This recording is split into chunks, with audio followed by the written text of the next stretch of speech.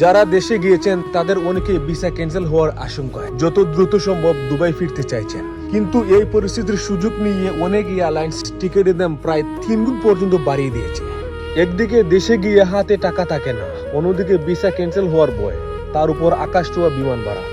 সাধারণ প্রবাসীরা এমনিতে নানা সংকটের মধ্য দিয়ে থাকেন, এই অতিরিক্ত ভাড়া তাদের কষ্ট আরো বাড়িয়ে দিচ্ছে।